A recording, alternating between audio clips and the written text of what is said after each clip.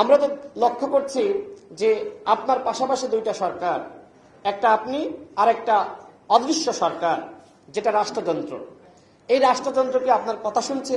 বিভিন্ন বাহিনীর প্রধানরা কি আপনার কোনো অর্ডার মানে? আমি প্রশ্ন তুলেছিলাম, স্যার আমার কথা নোট করেছিল। অর্থাৎ এই যে প্রশাসন থেকে সরকারকে সহযোগিতা করা হচ্ছে না, এটা কিন্তু এই সংস্কারের পথে বড় একটি বাধা, এবং এর দায় অবশ্যই সরকারকে নিতে হবে।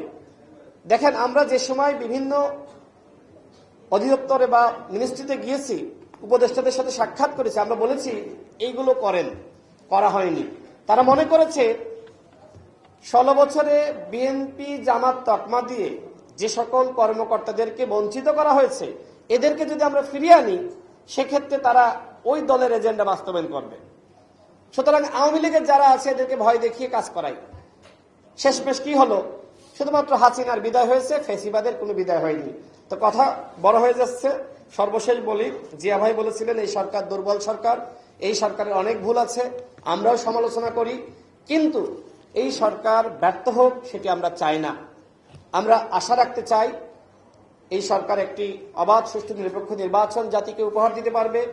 আমরা ডাকসুতে দেখেছি আচরণবিধি লঙ্ঘনের কিছু অভিযোগ রয়েছে, কিন্তু কারচুপি হয়নি। সুতরাং আগামী নির্বাচন যাতে অবাধ, সুষ্ঠু, নিরপেক্ষ হয়, সকল দলের অংশগ্রহণ নিশ্চিত হয়, সে বিষয়ে আমাদের সকলকে আন্তরিক হতে হবে।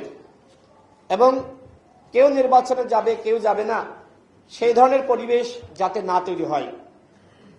ওই ধরনের পরিবেশ তৈরি হলে আরেকটি একতরফা নির্বাচন হবে, এবং সেই নির্বাচন আন্তর্জাতিক মহলে গ্রহণযোগ্য হবে না। সুতরাং আমি দলগুলোর প্রতি আহ্বান রাখতে চাই যে আপনারা সবাই নির্বাচনে অংশগ্রহণের প্রস্তুতি নেন।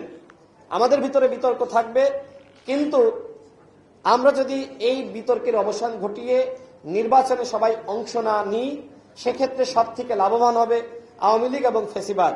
আর ওই ফেসিবাদ যদি আবারও ফিরে আসে, যতটুকু সংস্কারের স্বপ্ন দেখছি, গণহত্যার বিচারের কথা বলছি, সুষ্ঠু নির্বাচনের কথা বলছি, এগুলোর কোনো কিছু বাস্তবায়ন হবে না। সুতরাং আসুন আমরা সবাই একতাবদ্ধ থাকি, নির্বাচনে অংশ নিই, এবং আগামী নির্বাচন যাতে অবাধ, সুষ্ঠু, নিরপেক্ষ হয়, সেজন্য সরকারকে আমরা প্রত্যেকটা দল সহযোগিতা করি। নির্বাচনের পরিবেশ তৈরি করার দায়িত্ব দলগুলোকে নিতে হবে।